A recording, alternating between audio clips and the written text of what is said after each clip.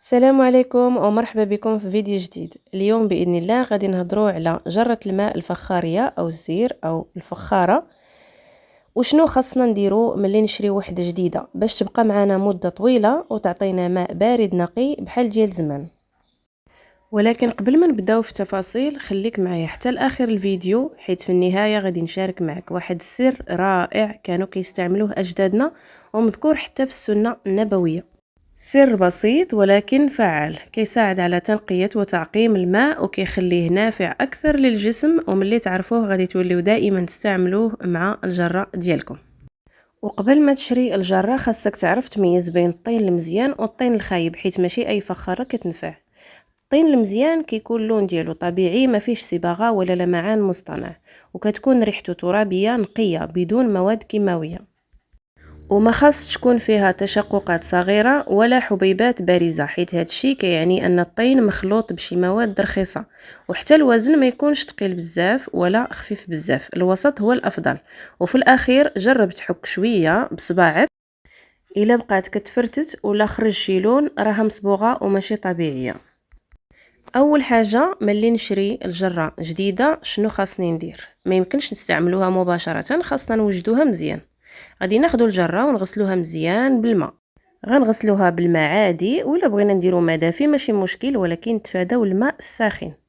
كنغسلوها جيدا بالماء فقط بدون اضافات، باش نحيدو منها اي بقايا ديال الغبرة او الطين.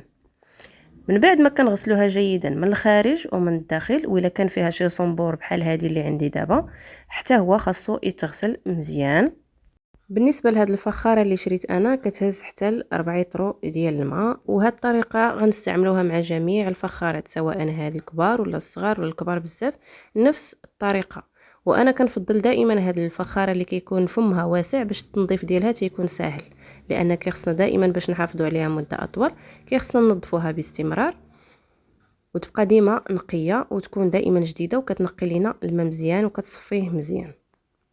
بالنسبه لتحضير جره الفخار الاستعمال الاول، يعني ملي كنشريوها جديده كيفاش كننظفوها، كل واحد عنده اسلوبه الخاص وطريقته الخاصه.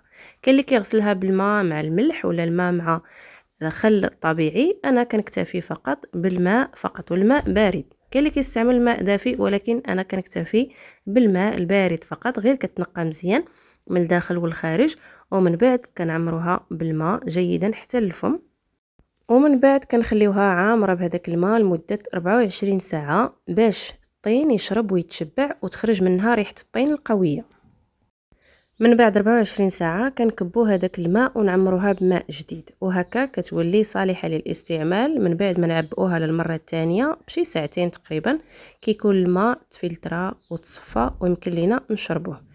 الا كان عندنا الماء ديال الفلتر من الاحسن نعبئوها دائما بماء الفلتر، ما كانش نعبئوها بماء الصنبور عادي، ما كاين حتى شي مشكل. تاني حاجة كيفاش كنخزنوها ونستعملوها.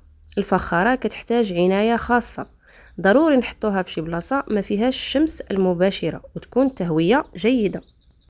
ومن الافضل ما نغسلوهاش بالمواد الكيماوية، نكتفيو فقط بالماء. يمكن لينا نضيفو الملح الخشن ويمكن لينا نضيفو الخل الطبيعي فقط. ودابا غادي نهضر لكم على السر اللي ضفتو في الماء، اللي هو قطعة من الفضة. الفضة معروفة من زمان بفوائدها، وحتى في السنة النبوية كانت كاينة الإشارة الاستعمال ديالها. الفضة كتعقم الماء وكتقتل البكتيريا والميكروبات، كتساعد على بقاء الماء نقي وطري مدة أطول، وكتعطي طاقة إيجابية للماء كيف كيقولوا بزاف ديال الناس اللي جربوها.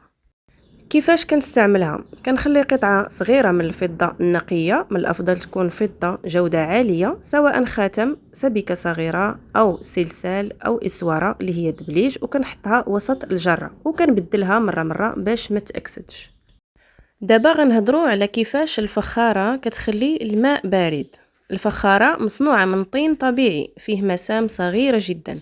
هاد المسام كتخلي شوية ديال الماء يتبخر، وهذا التبخر كيساهم في تبريد الماء بشكل طبيعي بحال الفريجيدير ديال زمان بدون كهرباء. وهذا التبريد كيكون صحي بدون اي مواد كيماويه او بلاستيك. واخيرا نصائح باش تبقى عندنا الجره مده اطول. كل شهر خاصها تغسل من الداخل والخارج بالماء او الماء مع خل طبيعي او الملح فقط. نتعاملوا معها بلطف لانها هشه وسريعه الانكسار، وما تغسلش بالماء سخون نهائيا. وتكون دائما في بلاصه نظيفه ما فيهاش رطوبه كثيره، ومن الافضل تحط في جانب الشباك كيف ما درت انا، باش هكا كتكون التهويه كتساعدها على تبريد الماء وكتبقى معنا نقيه مده اطول.